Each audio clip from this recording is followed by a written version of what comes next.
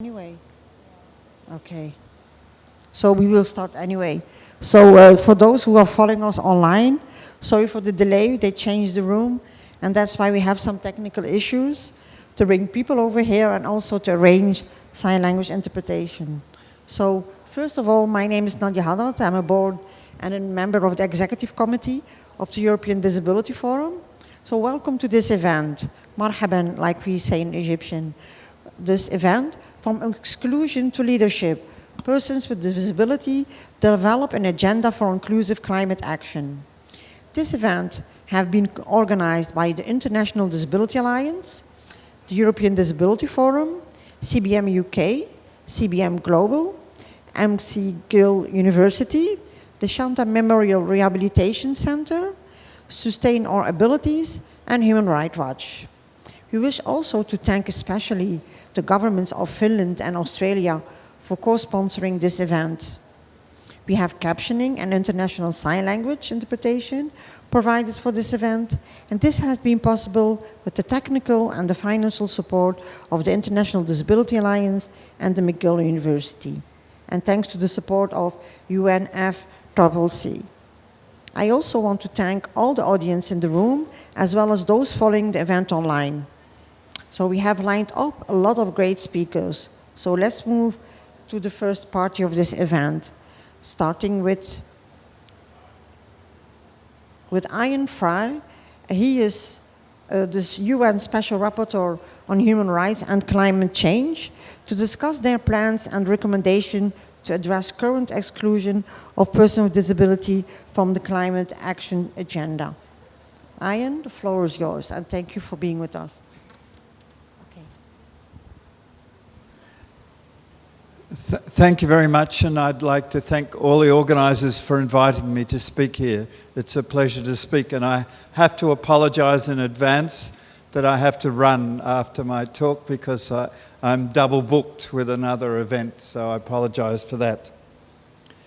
When I used to be a negotiator for the government of Tuvalu and the least developed countries, and we fought very hard to get a reference to people with disabilities into the Paris Agreement as a critical issue. From the human rights perspective, it's very apparent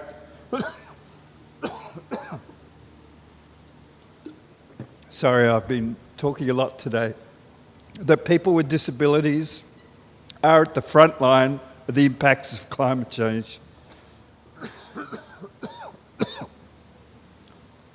This is something I'm looking at in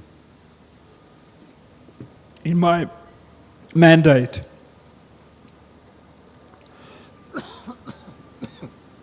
I recently visited Bangladesh and met with people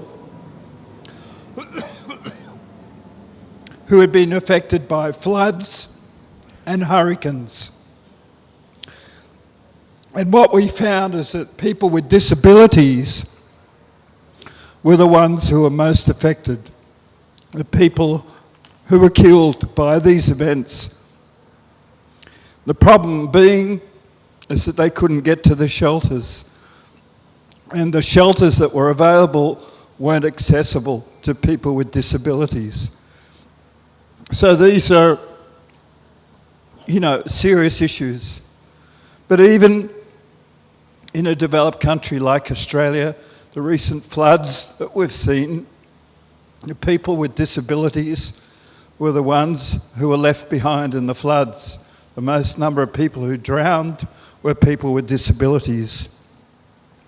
So we have to do something about this. We know in the situation of climate change that people with disabilities are at the forefront. So we have to find ways of recognising this in the process of the climate change meeting. Excuse me. So we need to find a better way of having people with participation in the COP process.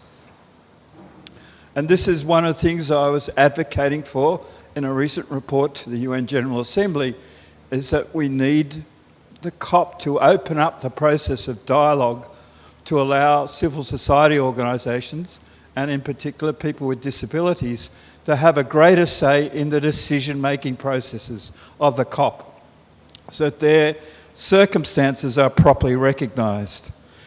And this is particularly in the case of the issue of loss and damage, and as we work towards developing a loss and damage fund, there has to be proper consideration for people with disabilities.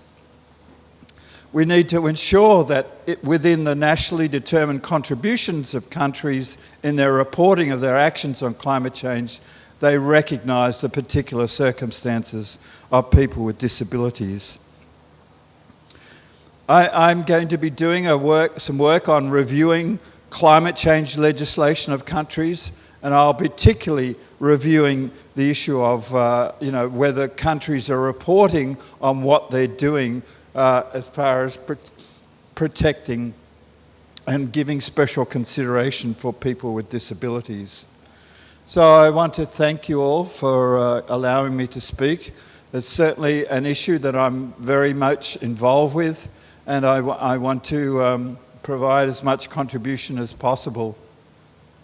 The next issue I'm looking at as part of my mandate is the issue of people displaced by climate change. And again, there's a particular circumstance of people with disabilities. We know that lots of people are displaced as a consequence of climate change, and particularly the people displaced across international borders are not defined as refugees under the Refugee Convention. So we have to provide special legal protection for those. So I'm grateful for this opportunity to speak. I'm seeking views from organisations to submit to me their views about this issue of displacement, and I welcome any comments. So thank you very much for this opportunity to speak. Thank you.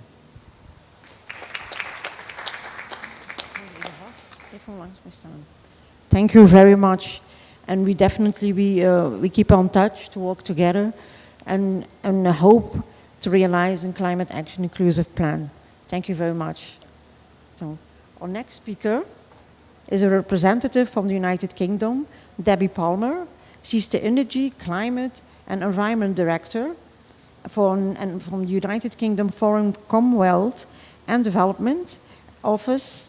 And Debbie, I invite you to take the floor, and thank you for being with us.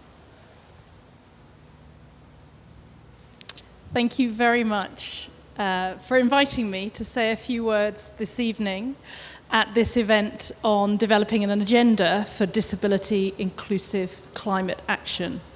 I also want to say thank you before I start to Australia and to Finland for co-sponsoring, and to all the organisers of this event today. I feel honoured to be here on the panel with such an esteemed group of speakers. Now, as the Special Rapporteur has just told us, we know that climate change is disproportionately impacting on the lives of people with disabilities around the world.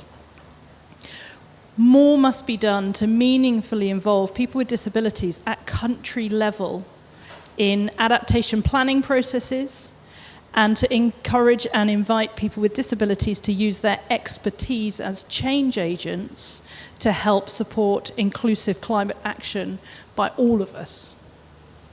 So the FCDO in the UK, we strongly support disability inclusive climate action, and we are committed to stepping up this work over the coming years. We published an organisation-wide strategy on disability inclusion and rights earlier this year at the Global Disability Summit. In that strategy, we committed to an emerging area of work on disability inclusive climate action up to 2030. So although this is a new area of work for us, we have committed to 3 key specific areas, and we've promised that we will report on our progress regularly. Firstly, we have committed to embed and mainstream disability considerations in our international climate finance portfolio, focusing on adaptation and resilience, sustainable and accessible environments, and promoting locally led developments and clean energy, which is accessible to all. Secondly, we have committed that we will invest in more robust research and evidence on disability-inclusive climate action. We have recently commissioned a report on disability inclusion in nature-based solutions, which will be published shortly. And thirdly and finally, we would like to work in partnership with key allies to accelerate global action, including through key funds, such as the Green Climate Fund. Working with partners in the Green Climate Fund board, we will look at ways to embed disability inclusion into the next replenishment process, including through both the policy and the accreditation processes. So the UK is pleased to be represented at the Disability Inclusive Climate Working Groups formed by the Global Action on Disability. To be represented at the Global Action on Disabilities Disability Inclusion Climate Working Group. It's a little bit of a mouthful. We are also joining a newly formed coalition of states working together on disability inclusive climate action. And I want to pay thanks to the government of Finland for leading on the creation of this new coalition. We are facing unprecedented challenges and threats to our climate security globally. Achieving our goals will require international cooperation, international collaboration, and awareness raising across key sectors. It's also going to require strong political leadership. No one of us can tackle this global challenge alone. We must work together in order to work for all. So let me close by thanking you again for inviting the UK to speak today at this event and to show our commitment to the inclusion of people with disabilities in all their diversity in climate action globally. Thank you.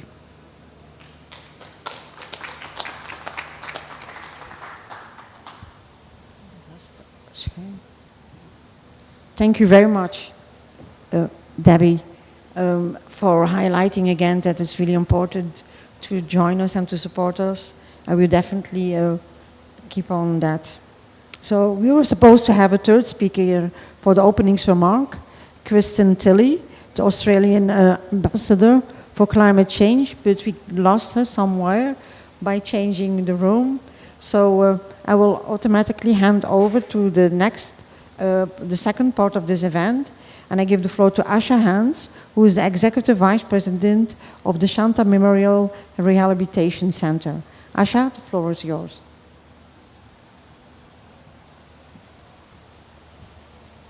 Thank you, Nadia. That was a wonderful session and with so much hope for persons with disabilities. As an academic with work on disability and climate change for a number of years, especially with focus on women with disability, it is a pleasure for me to be chairing this session. And in this section, we will hear some of the most recent research conducted regarding impact of climate change and climate policies on persons with disabilities, as well as the record of governments on inclusion of persons with disabilities in their climate policies and plans. I now invite my first speaker of the session, Mr. Setareki Makenawe, Executive Director of the Pacific Disability Forum, to share a brief summary of research findings on impact of climate change on persons with disabilities in the region. Over to you, Sita.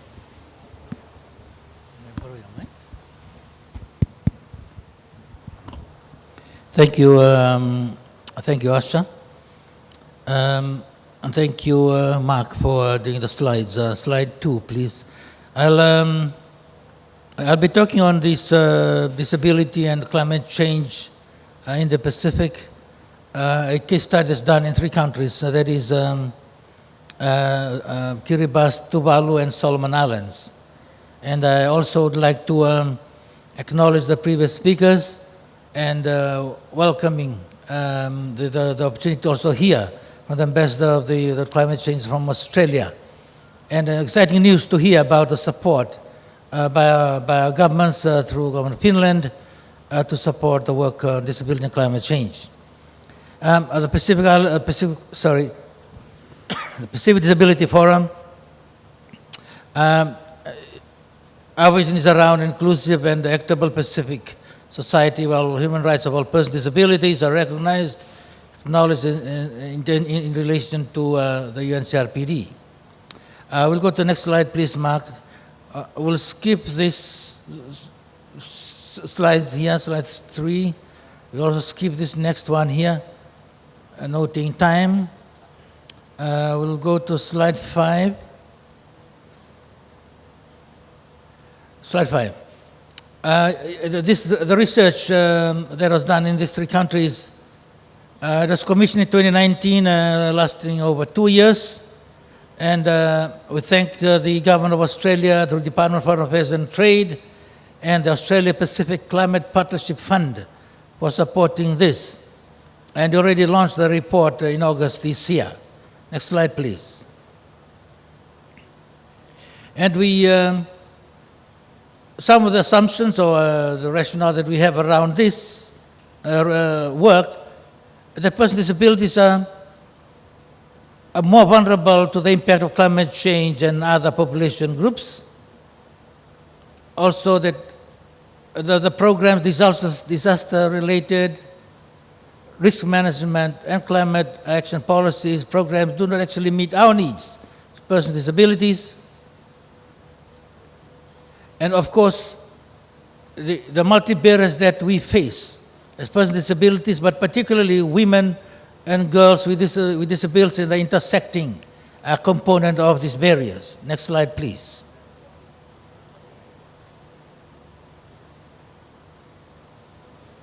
So we'll go to slide 8, please, Mark. In terms of methodology, we had a literature review done in these 3 countries.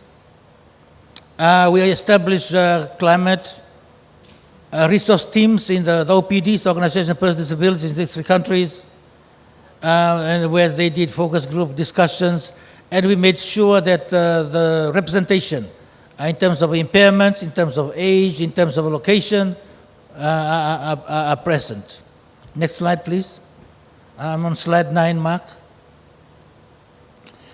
And these were the two key questions that we asked.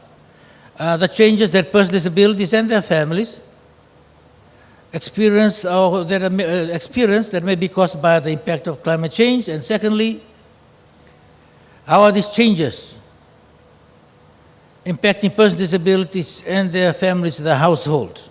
Next slide. And I'll share with you some findings that we had from this research in terms of agriculture, fishing, and food security. In this, from the three countries, we found that we learned that persons with disabilities,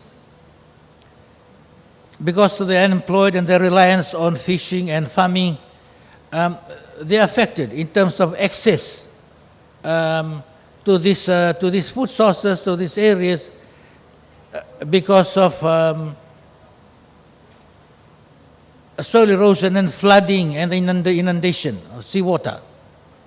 I also found that access to water, particularly with women and with disabilities, in terms of menstrual hygiene, suffering the water, shortage of water or lack of water often make life difficult and challenging for them during these periods. And it's noted that particularly during drought, a long period of dry weather, this challenge is more pronounced. Next slide, please. In terms of health impact during climate change, as the impact of climate change increased, the impact on health of persons with disabilities and the prevalence of impairments also become greater. And we also noted that those with dementia, those with high support needs, and those who depend on others for assistance again face more difficulty during this period. And also noting that health risks increase during climate change related the impact of climate change and also during disasters. Next slide, please. In terms of the sudden onset of disaster, as we know in our region, very prone to both natural disasters and the impact of climate change. The extreme weather events requiring evacuation, we heard, I think, from the previous speakers, the issue of accessibility to persons with disabilities become a real issue. And also not just to the physical, the evacuation centers, but even to information on how to deal with this climate impact on people, on families, in terms of messaging how to deal with these issues. The issue with access to communication with those who are deaf and blind. Next slide, please.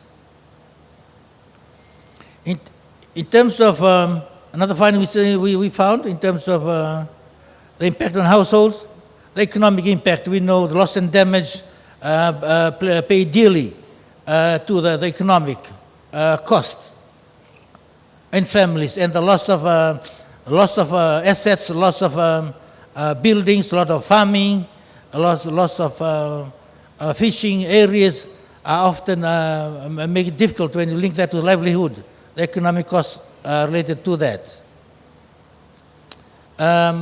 So is in Solomon Islands and Tuvalu, the countries we cited, the access to these. Now we are finding that they have to move further out into sea to access their livelihoods and get fish and access means of livelihood. Next slide, please. Now, in terms of recommendations, there were 4 that came out of this particular study. We must recognize and respond to the exponential impact that creates for persons with disabilities. We found that the current risks are becoming more pronounced, becoming more magnified, and also the creation of new risks.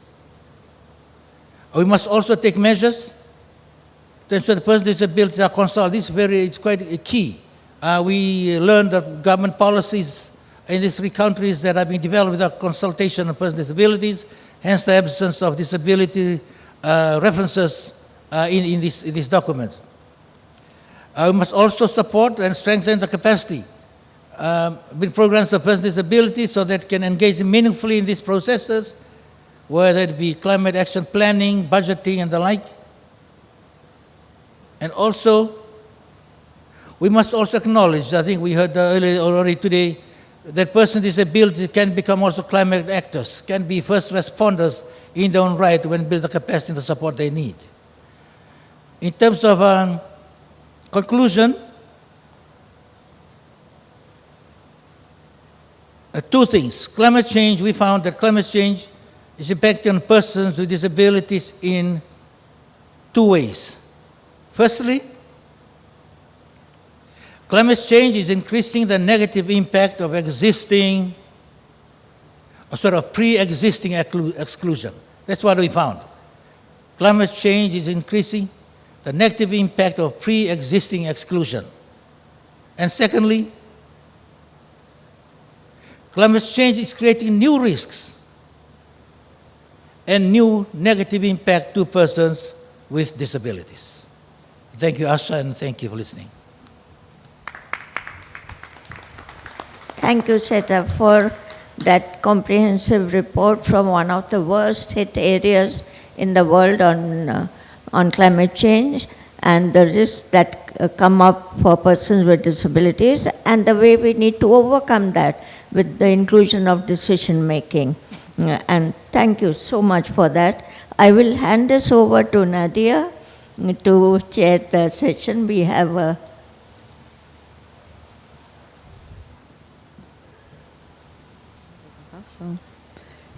So we are within the panel. We are coming back to the first part. We still have our ambassador, Kristen Tilley, who arrived. So she's the Australian ambassador for climate change and plays a leading role in Australia's international climate diplomacy, with the focus on engaging with the Pacific and Southeast Asia and implementing the government's international climate engagement strategy. Kristen, I give you the floor. Welcome.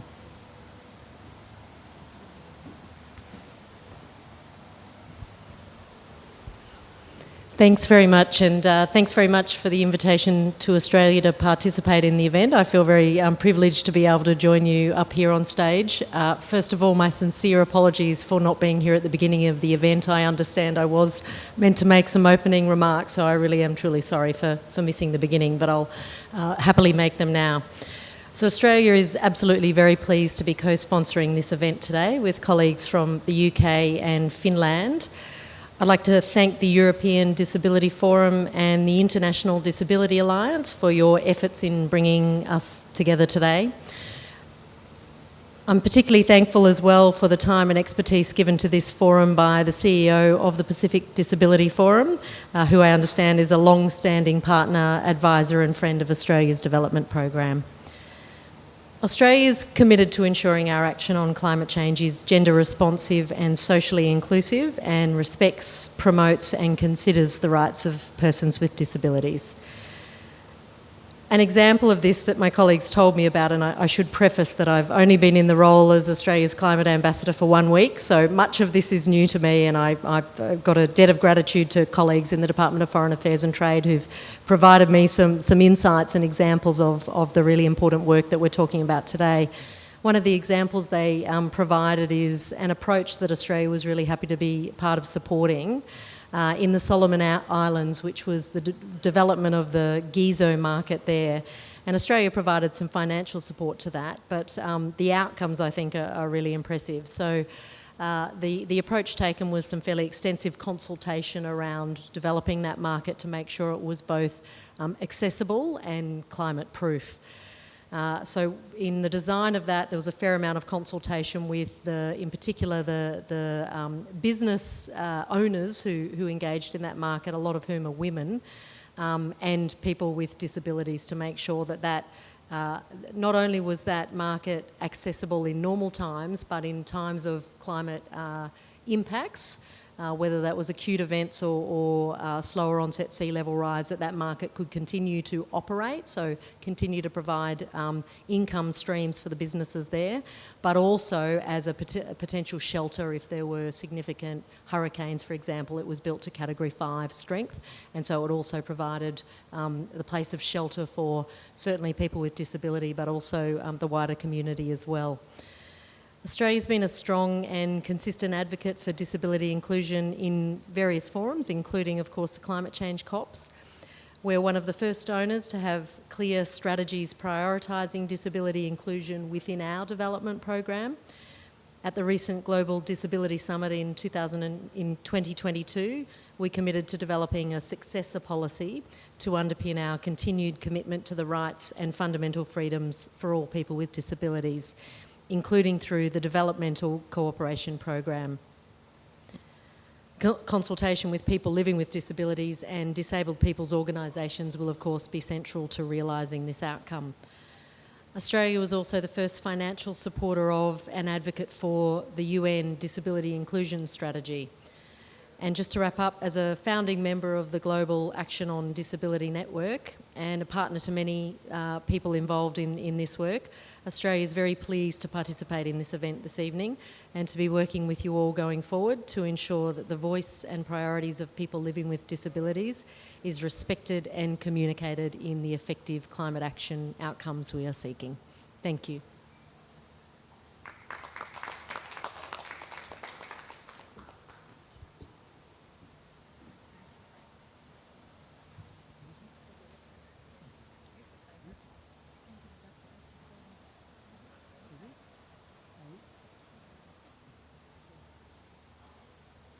Thank you very much for these warming words, and we hope that we can continue to collaborate together.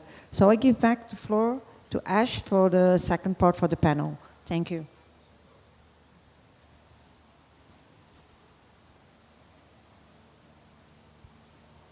Thank you. Thank you, Nadia. And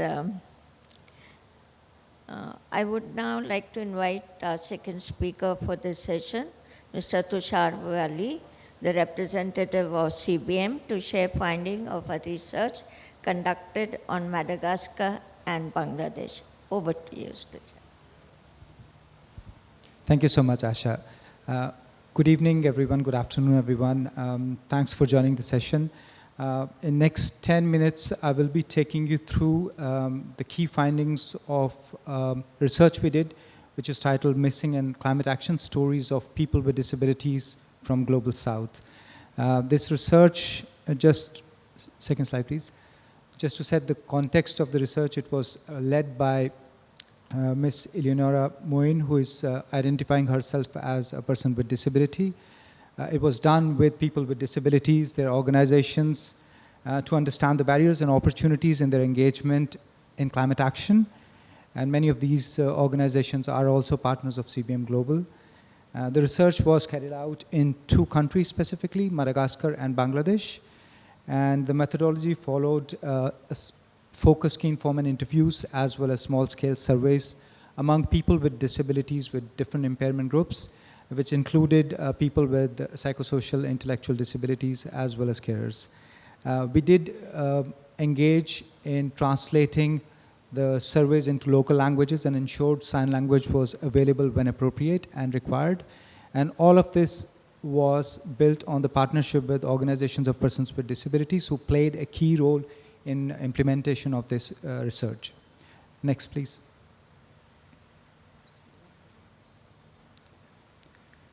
So very briefly to present the findings, what we found in the research was people with disabilities absolutely want to engage in climate action. What stops them often is the lack of funds, resources, and the capacities to meaningfully engage in the conversation around climate justice and climate adaptation work. People with disabilities have been highly impacted by climate change. This has been very well documented through various research that has been carried out by OHCHR, PDF, and others. However, lack of data and recognition from the government and societies is impeding the next steps towards inclusive climate action, which includes people with disabilities. Next, please. In terms of impact of climate change, I wanted to pick up on 3 issues that came from the research. One was the significant impact on livelihoods. And Sata did refer to that in his presentation as well. People with disabilities often form some of the most marginalized and poorest people in the communities, and the lack of access to mainstream education and therefore informal employment means that they're quite heavily dependent on agro-based activities. Now that in a climate change context has a huge implication on the financial situation of the people with disabilities and their households. And that has been quite evidently coming out from the research as well. Climate change also has negative health and well-being impact on people with disabilities and their families. And this leads to further feeling of dependency, isolation in the times of displacement that are triggered by climate crisis. All of this also is quite significant in the events where we see extreme weather events pushing more and more people into the trap of poverty. And because many of these early warning systems and actions are not inclusive, it systematically means people with disabilities don't access humanitarian aid equitably. Next. One of the things that came out recurrently and repeatedly in the research was the perception from people with disabilities that their participation recognition was not there at government level, at mainstream climate conversation level, and at decision-making level. And that is something they feel is fundamental to change the discourse of them being seen as climate activists inclusively in the society. Next slide, please. So 4 key messages that came out for us from the research. One was really around data. So the true impact of climate change can only be known if all groups, including people with disabilities, are counted for. As long as we don't have relevant data, this conversation will not move forward. So I was glad to hear from different speakers that there is a commitment, financial commitment, to really look at data desegregation, but also have specific means put behind to build capacity of people with disabilities to take their due role as climate leaders. climate action has to be people-centered and it has to be disability-inclusive. Disability-inclusive policies are not just better for people with disabilities, but it takes a whole of society approach and is useful for everybody in the community. And these collaborations among different groups, government, non-governmental stakeholders, is only beneficial as we move the agenda forward. Next slide, please. So 3 key actions that I wanted to present, and it resonates well with the previous speakers as well. Participation and awareness raising around this issue is fundamental if we want to make inclusive climate action a reality. Accessibility, and I couldn't stress more, accessibility is really a precondition for people with disabilities to engage meaningfully in the whole conversation. As long as we don't put sufficient budgetary means and reasonable accommodation measures in place, this will remain a half measure moving forward. And finally, more funds needs to be allocated to build capacities of organizations of persons with disabilities, but also create fundamental linkages between climate actors and organizations of persons with disabilities. I wanted to share maybe a minute video message from one of the activists who had participated in the research. Mark, if you could kindly please play that.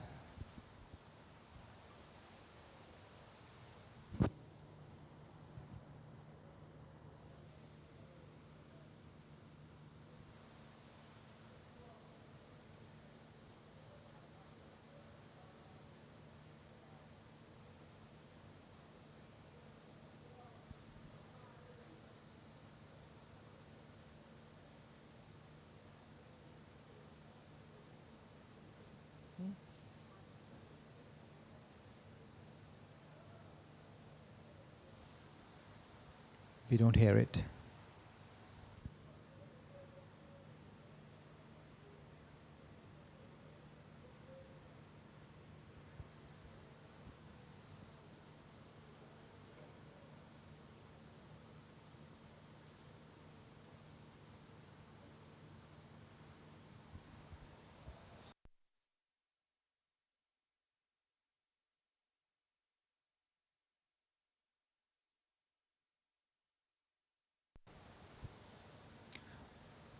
It seems to be some technical problem there. We can come back to that slide later, Mark, if there is a technical glitch.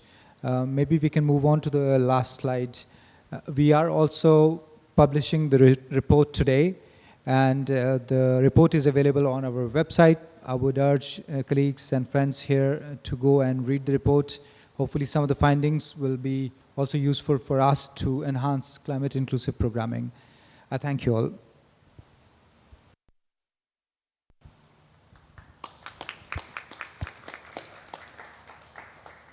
Thank you, Tushar. I think evidence from the field based on voices of persons with disabilities will create the change. Both Seta as well as Tushar have made it very clear that where their research is concerned comes from the voice of those people.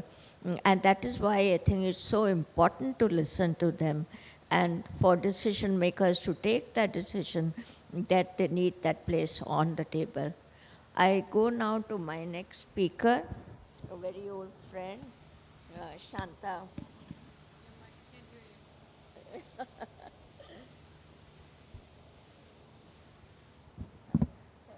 I think it's a day for bridges. Shanta Rao Bariga comes from the... Yeah, okay.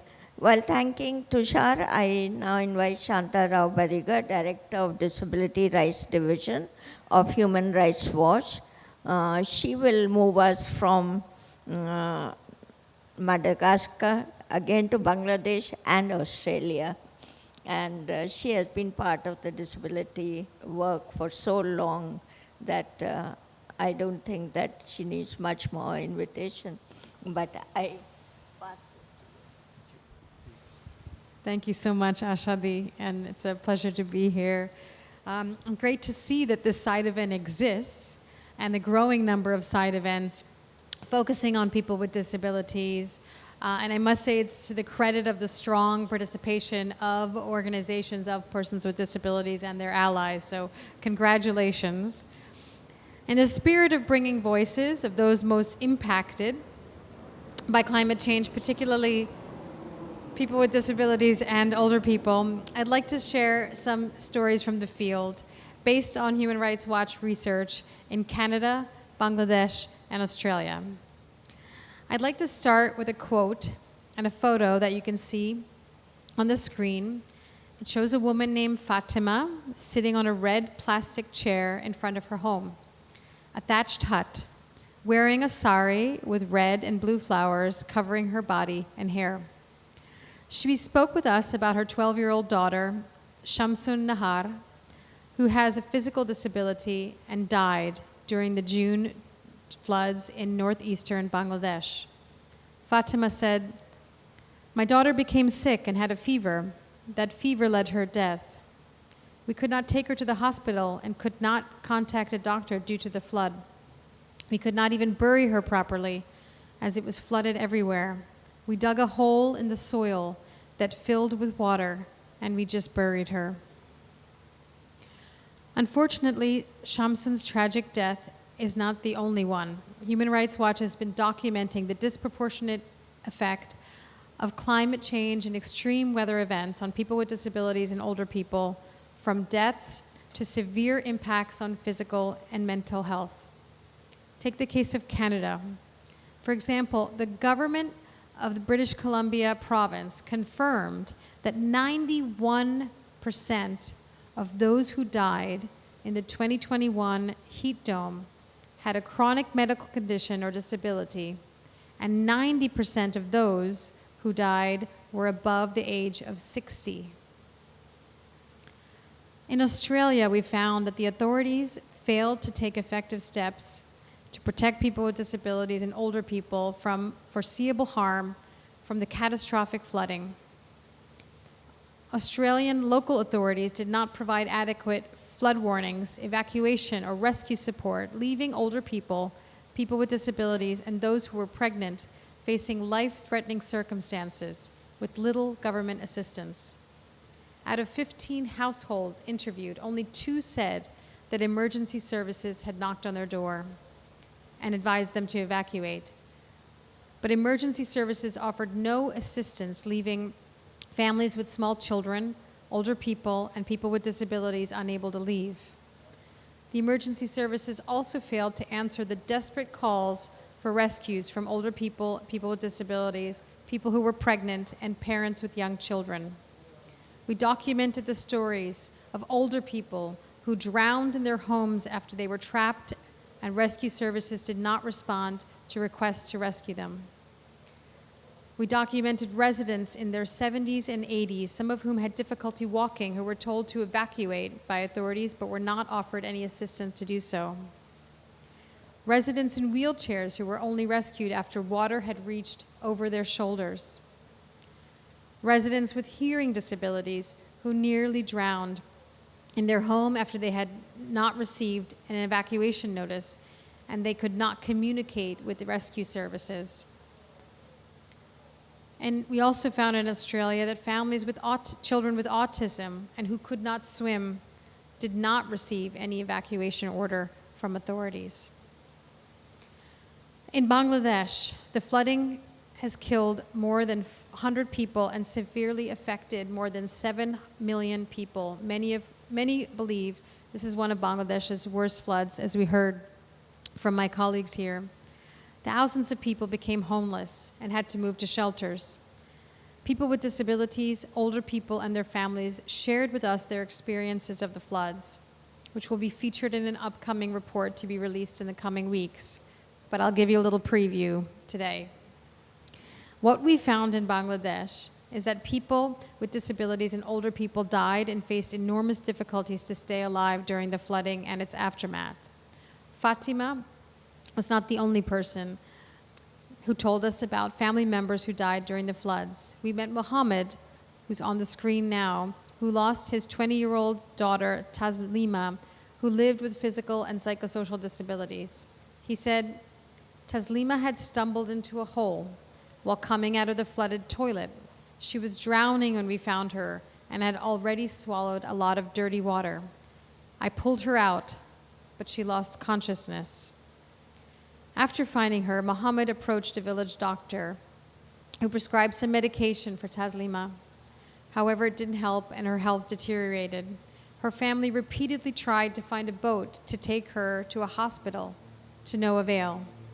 Mohammed told us the family didn't have any money to pay for private transportation or treatments. After 10 days, Taslima died. In the picture, you see Mohammed wearing a long, dark red shirt, standing next to a makeshift grave, a square fenced off with branches where they buried Taslima. An important yet often overlooked issue about this intersection between climate change and disability is the serious toll that climate change takes on people's mental health. We heard many times that people feared future flooding, not knowing if they will survive. People with disabilities and older people who did survive this flooding in Bangladesh shared with us their fear of being a burden on their families. We spoke with Mohammed, whom you can see on the screen now, who's wearing a red shirt and a takia hat, sitting on the banks of the local river. He said, "At my house, water was up to my neck. For the first 3 days, we climbed to the rooftop of my tin shed house. Me, my son, my daughter-in-law, my grandchildren, we were all stuck, and there was no food, no aid, no drinking water. We, the older people, are always a burden for a family. During the flood, you cannot imagine how unbearable the situation was." Finally, we observed in Bangladesh that experiences of poverty compounded the impacts of the floods on people with disabilities and older people. Most of those we interviewed lived in poverty and inadequate living conditions even before the floods. But Mohammed and Fatima, who each lost a child after the flood, could not afford medicine or hospital costs. We talked with Mohammed Waris and his family, who lived nearby the local river. When the flood entered their house, their entire belongings were washed away. Their son, Royas, a boy with physical and psychosocial disabilities, drowned because of the flood. Mohammed told us, "I'm a farmer, but now I do not have any job as the lands where I used to work are still underwater. We've been surviving with a loan from neighbors who provided us a loan on high interest. That's the only way we have some money. I do not know what will happen in the coming days, how we will survive." These are just a few examples of how the floods severely impacted people with disabilities and older people. Climate change exacerbates inequalities, and the failures seen in Australia and Bangladesh highlight the urgent need for authorities to ensure inclusive climate action and planning. And we're encouraged by the comments of the Australian climate envoy today in taking that pledge forward. Let me outline a few recommendations for the way ahead. First, governments have a human rights obligation to address climate change by both helping at-risk groups deal with the foreseeable harm of extreme weather events and reducing the global greenhouse gas emissions that are driving them. This is a message to all top emitters. Second, more than ever, this is why we're here. Governments and UN bodies need to ensure that people with disabilities and older people, particularly those with lived experience of extreme weather events, like Seta mentioned earlier, are included in all climate discussions, including mitigation, adaptation, and preparedness planning. As the International Disability Alliance and McGill University have outlined in their report, too often people with disabilities have been left out of climate action plans. Third, emergency messaging, emergency preparedness, and response programs must be inclusive of and accessible to everyone, underscoring Tushar's point about the importance of accessibility. Fourth, and taking into account the crucial role of humanitarian agencies, people with disabilities and older people must have access to humanitarian support just like anyone else. Timely humanitarian support that prioritizes those most in need is vital, as reflected in the testimonies I shared. Fifth, data collection is required to capture the full scope of extreme weather events. As others mentioned, governments should start collecting disaggregated data of people whose deaths are related to climate change, including by age, gender, and disability. And finally, to all stakeholders, whether government, private, or civil society, there needs to be the meaningful participation of people with disabilities and older people in regional and global discussions about extreme weather events and adaptation plans in the spirit of nothing about us without us. We published a short report on the occasion of COP27 where these and more recommendations, as well as further testimonies, are captured. You can simply look at the QR code and scan that for that report. There has been much rhetoric at COP about listening to the voices of those most impacted, but people with disabilities and older people continue to be invisible. No one should be left behind. As the title of this side event calls for, we need to move from exclusion to leadership. Thank you.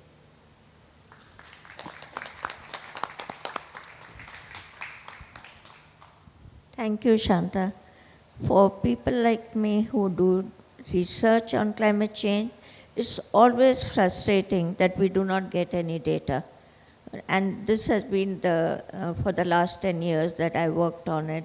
So reports that Shanta has brought forward through Human Rights Watch is something that will fill the gap that is there.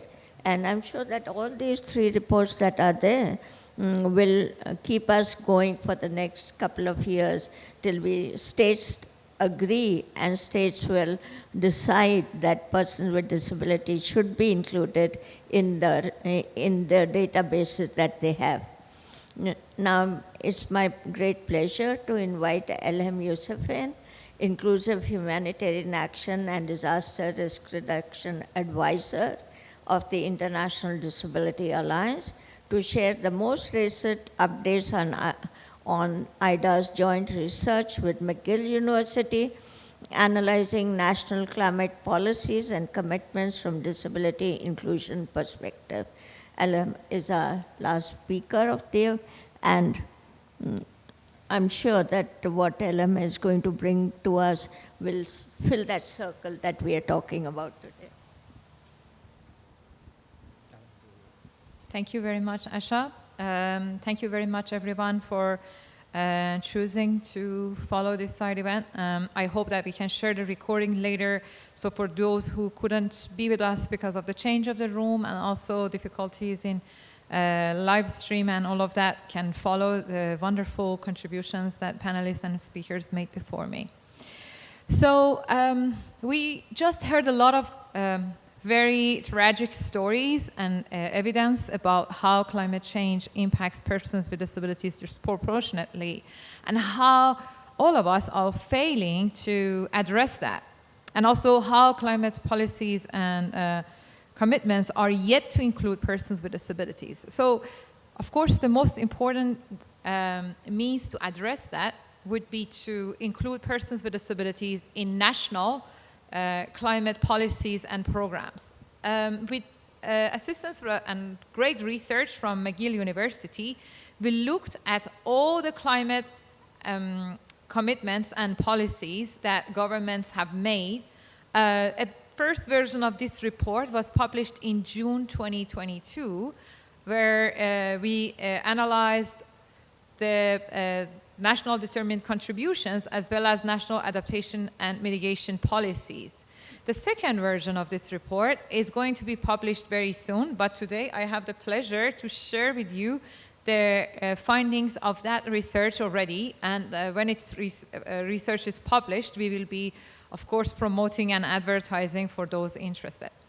In this new set of research, we actually decided to change the methodology. So in the first and second slides that we have, and I'm going to explain right now, we decided to adopt a slightly different methodology, because it would be very just simplistic to just say, yeah, there is a reference to disability, or there is not a reference to disability in certain policies. So we wanted to be a little bit more specific, and we actually learned that from a wonderful research paper that has been done by one colleague in the indigenous people sector, that will be properly referenced, of course, in the report, to look into the policies and ask a few questions. One, is the policy using the rights-based language or is adopting the medical language? So for those who are more familiar, they know that when we talk about persons with disabilities, we use the language person first. We do not use the medical words such as special needs or people in need or other medical languages. So the first question was that language used or not? The second question was that did the policy include any concrete action on inclusion of persons with disabilities? The third question was that was the policy looking to the issue from the disability rights and mentioning human rights of persons with disabilities? The fourth question was that did the policy recognize the specific knowledge and expertise of persons with disabilities as climate actors? 5, is the policy recognizing participation of persons with disabilities and their organizations in climate action? And finally, was the process of adopting the policy included participation of persons with disabilities? Did persons with disabilities and their organizations were part of the adaptation and design of the policy? So we can look at slide number 3 now.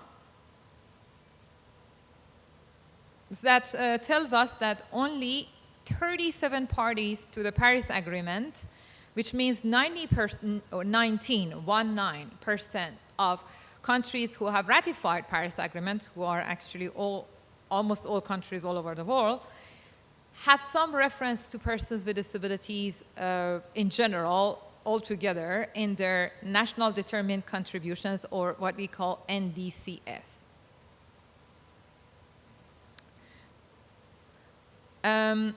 5 parties mention persons with disabilities in mitigation, 14 mention in adaptation, and 19 mention both in mitigation and adaptation. Again, we are talking about NDCS, which is a commitment that governments express under Paris Agreement. So this is something also at international level.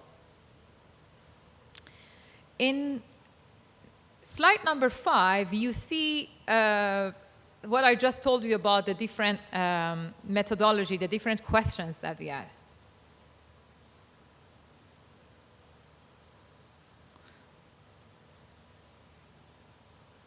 So 14 of them included concrete measures for disability inclusion. Only 4 of them reference to disability rights, which underlies the importance of highlighting rights-based approach and human rights of persons with disabilities in climate action. Only 4 of them recognize knowledge of persons with disabilities, which again rings the bell. 17 of them recognize the participation of persons with disabilities. And only in 2 of them we have evidence of participation and involvement of persons with disabilities in the process. So we had that, so that very clearly showcased where we are standing. So when we also looked at the climate national adaptation plans, NAPS, which is a national plan at national level that governments adopt to address climate adaptation. Only 46% of governments parties to Paris Agreement, 46 countries, which means 24%, have some reference to disability in their national adaptation plans. So 15 of them have concrete measures. Again, 2 of them only reference to disability rights. 2 of them recognize knowledge of persons with disabilities. 11 of them recognize participation, and only in 1 of them we have evidence of participation. We found out that most adaptation policies include very vague references to disability, which is something that we need to address.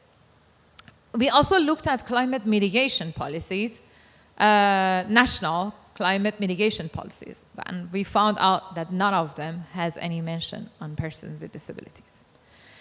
So that alone gives us a lot of work ahead of us, and that's what requires, in my opinion, first and foremost, collaboration between organizations of persons with disabilities on one side and climate actors, the civil society working on climate change on the other side. We, as the organizations of persons with disabilities, have the knowledge and expertise, but we are not super familiar with all the climate processes at national and international level. And by ourselves, our voice will not be amplified. But the strategy forward is to amplify each other's voice and collaborate. So if there is one key recommendation that I want to give and I want people to take away, is that if you're an OPD, reach out for climate actors. If you're a climate actor, if you're an environmentalist, if you're a civil society, reach out for OPDs. And together, with your collaboration, we can address this situation. So hopefully in next COP, I have better information to present. Thank you.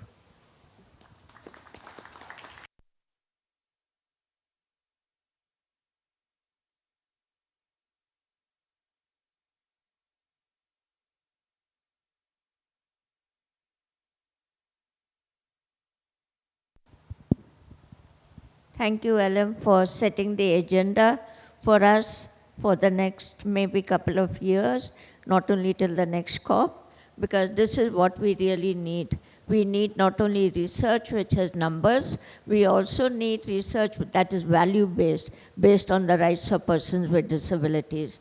So we finished this section coming to know so much about what has been done across the globe in many of the countries, and also what is that we need to study, what is it that we need to do in the few years that we have before us till we reach everyone else on the same platform at the same level. While I thank all the participants who spoke today, and I request now Markeli to chair the question and answer session. Thank you, Asha. I'm going to break the mold a little bit and talk. I just want to introduce myself. I'm Dr. Markeli Alexander. I'm the president of Sustain Our Abilities, which is an NGO that specifically works to bridge persons with disabilities and people in the rehabilitation and health field to work together on climate change and disability. And I'm also the editor-in-chief of the Journal of Climate Change and Health. I want to say here that Asha has a beautiful exhibit, number 49, that is going on through Shanta Memorial, and Sustain Our Abilities has number 45, and we have many videos of persons with disabilities also describing their experiences from Puerto Rico, from Greece, from South America, so I'd invite you all to join us for this. Thank everyone for speaking, and I'm wondering if there are any questions from the audience now for any of the panelists. Yes.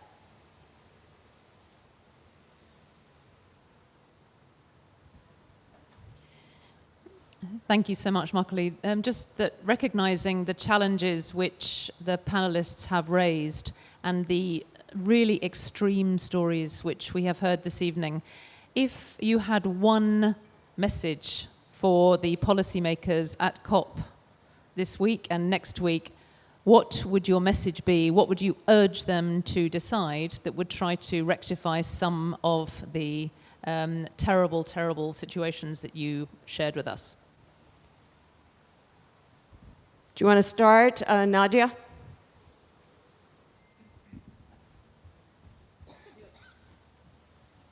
Okay, if you can hold it. So yeah, all climate policy must be inclusive and accessible, advancing the human rights of persons with disabilities.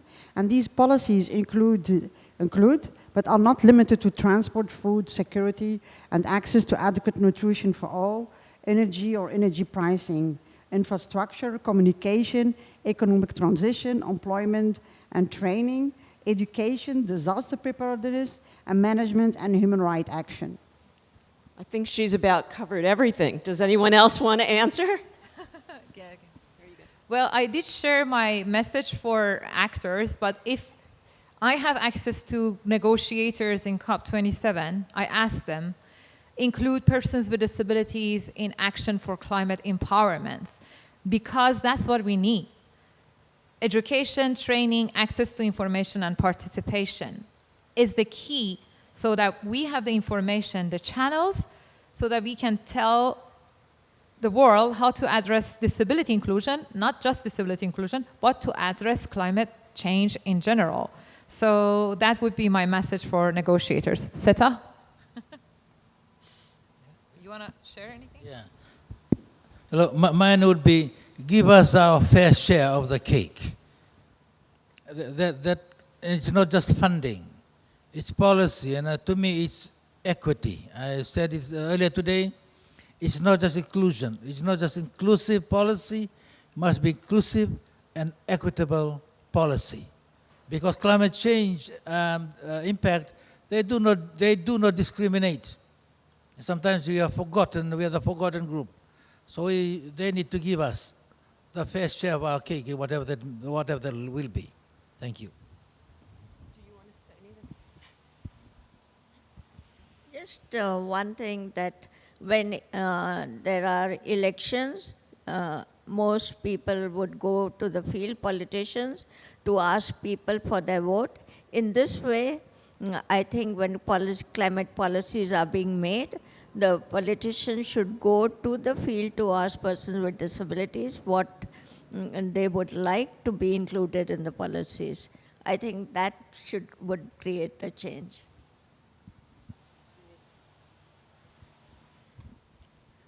For me, I think if I had one message to the audience, not just here, but anybody who is listening online, it's we need to break the silos and the ways we are working. I think if you really want to have people with disabilities included in mainstream development and acknowledge the risks that are posed by disasters and climate, we need to start working together and not address the issues with separate ministries, with separate funding streams. We need to somehow start to look at it from a community's perspective and start to address it right from there. As long as we keep the silos there, it's going to be very hard to achieve sustainable development goals, all of which are being every day eroded because we are not acting now and enough. Thank you, Tashara. You stole my answer. I was also going to talk about the silos, but maybe I will build on that and just mention and underscore Elham's point, because I do feel, I think one of the gaps that we need to fill is engaging with mainstream climate organizations so that they understand how people with disabilities and older people are affected, and include that in their programming, because really operating outside of that bubble, we're voices that are speaking out in the void. And I think if you look in this audience, it's grateful that we have some supportive governments here, but I'm not sure there is the active listening of mainstream climate organizations, and we need to make sure that that dialogue is deepened, and that we are listening to them to learn, but that they are also listening to people with disabilities and their representative organizations and allies who are fighting on this issue as well. I would just echo the comment on silos, though, and I would challenge everyone here, because I think one thing is that persons with the lived experience of disabilities, Indigenous peoples, persons in the health community, persons in the elderly community, women, people from small island states, I think our all-inclusive challenge is to make sure we all get together and we're all in the same room, because if we don't all work together in solidarity, then we're all going to lose. So that was one thing I would also add in terms of silos. I think it's really important here that we all work together. And so that is my comment. I also have one question for everyone. And I don't know if anyone has an answer to this, but I am and I know this is a really hard time of the day, it's the end of the day, but I'm struck by the small number of people in the room. And my question is, if there are 1 out of 6 people in the world living with a disability, and there are 10,000, 20,000, 30,000 people here, how do we interest people with disabilities in climate change? Because that's always been something I've wanted to do, and it's been very, very difficult. So there's a small group here, but how do we interest all the other people in the world to come out? Because it's so challenging to live with a disability. How do we get those billion people to become activists like the people up here? Does anybody have any thoughts in terms of that?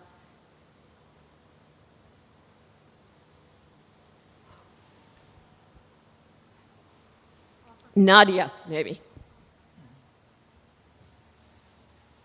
Yeah, just by building capacity for those people, make them aware that it's important that they raise their voices, that they are involved. And so the governments also need to support this kind of meaningful involvement from the beginning. No measures of climate change can be taken without implementing other persons with disabilities.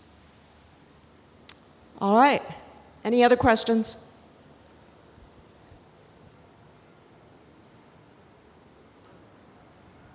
Yes, thanks very much. My name is Anna Merrifield. I'm from the Finnish Ministry for Foreign Affairs. Apologies for coming so late. I mean, it is a bit ironic. I looked for the proper conference room for about 40 minutes, and that's kind of ironic because one of the issues that you highlighted is the lack of access, and I felt that this was like underline the kind of how difficult it was for me, you know, to get into this conference room. On the issue of access, I'd like to understand a bit better when you talk about the kind of the need to ensure access in, well, maybe mainly in the climate action plans. What can you give some concrete examples? What's meant by that? Because I think we were talking a lot about, for example, climate disasters. You know. Floods, I understand it in the context of early warning systems, for example, but can you give some other examples? Does anyone want to take this on? Thank you very much for joining us, and sincere apologies. It has been very, very difficult from logistic-wise to organize this meeting, so we really appreciate you coming here. Just to give concrete examples, so what a national plan would include? A national plan would include, for example, the government is going to dedicate this amount of budget to address the impact of climate change on agriculture. And then we're going to define like, programs that would be like addressing the barriers that the farmers gonna face. Does that include persons with disabilities? Do they consider that there are some farmers who are persons with disabilities? Or for example, they say in terms of adaptation that we're gonna build resilient cities, right? Climate resilient cities. That's one example that we had, that for example, they're building climate resilient cities, but they forget accessibility. Why? Because in the National Action Plan on building resilient cities, they forget to mention in building the resilient cities, ensure that every building is made accessible for persons with disabilities. So these are just very, very concrete examples, but if you give me your national action plan, I can give you one by one, step by step on each part to how we can include persons with disabilities. So these are just I hope it is helpful. I would also say if you Google climate change, disability, and rehabilitation, we did a 6-hour seminar a couple weeks ago with including the views of persons with disabilities and various issues of climate and health and disability rights, etc.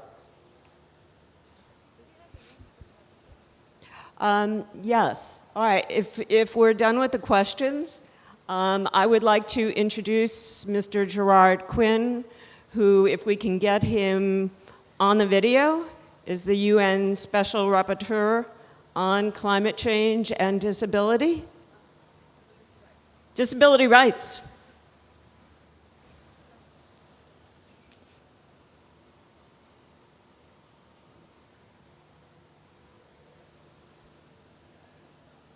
I see a blue line around the circle with GQ.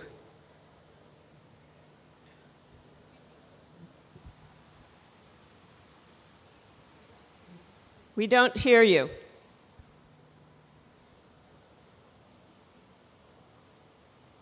You may be muted.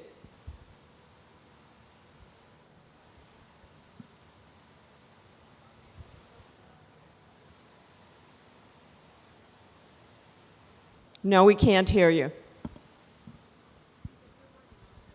They're working on it.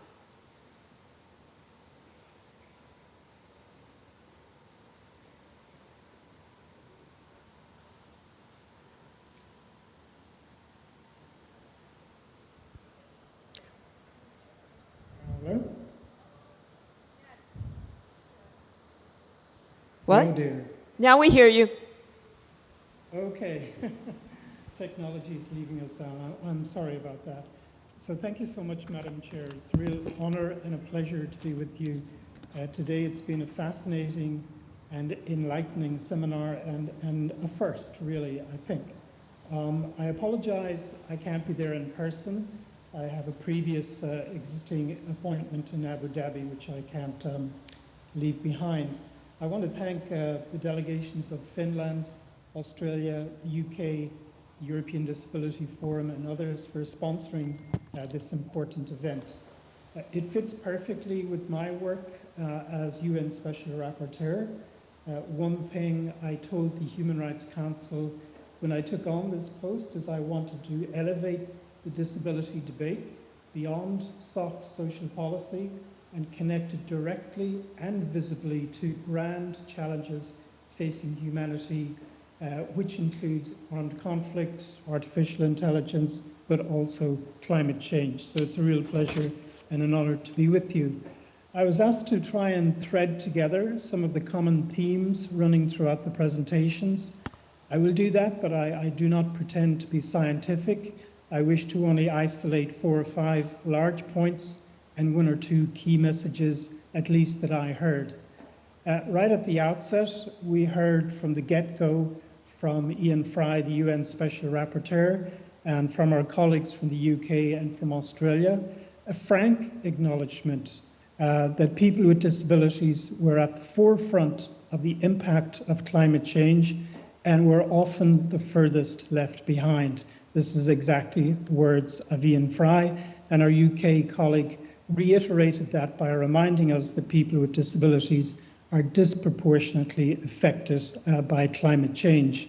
So at the grand level, that was extremely welcome, but the research reported to us gave us granular detail on that from the Pacific Forum, from CBM, from Human Rights Watch, and indeed from McGill University. All of that granular detail is now overwhelming, that the impact is direct as well as indirect on key rights like the right to life, the right to health, employment and livelihood, accessible evacuation, and indeed accessible humanitarian intervention.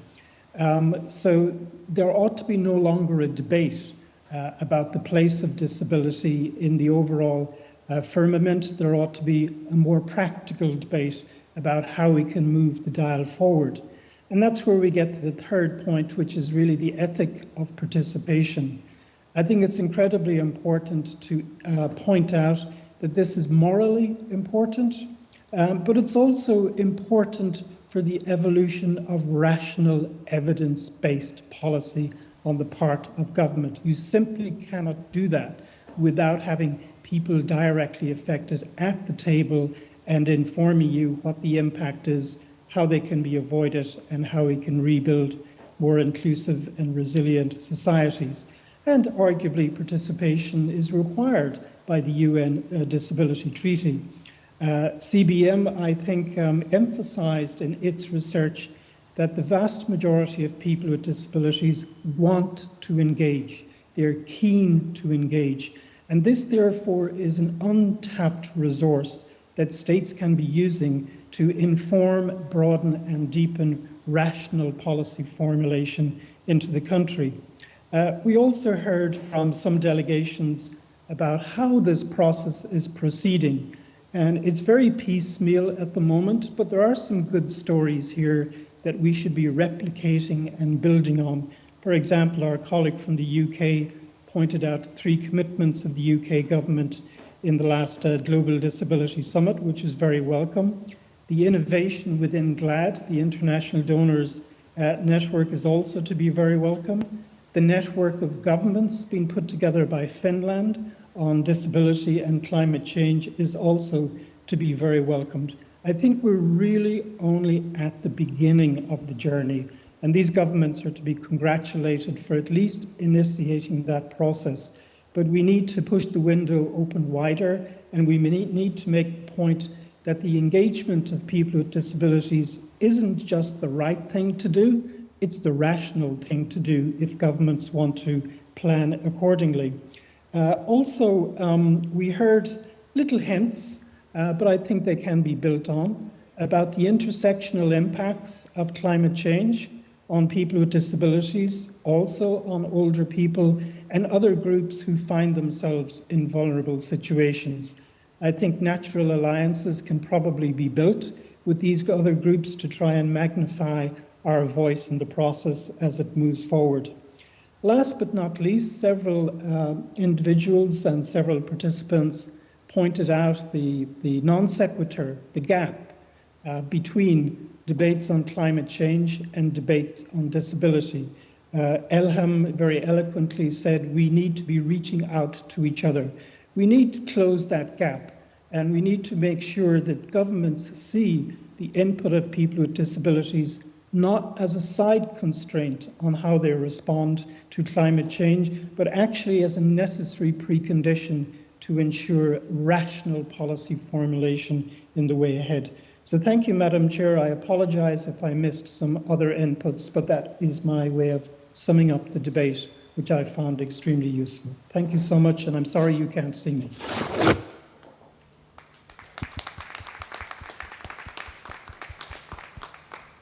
Thank you so much, Mr. Quinn. And now we have just seen you. You were blanked out before, and now we see you. So have a wonderful evening. I have the privilege of thanking everyone for being here today. I'm not going to repeat everyone's names and positions again because I don't have the mental capacity at this hour of the day to do it. But this has been a fabulous event highlighting really the needs and the importance of including persons with a lived experience of disabilities in the process of really fighting climate change for all of us around the world. And everyone, please have a great rest, and thank you all.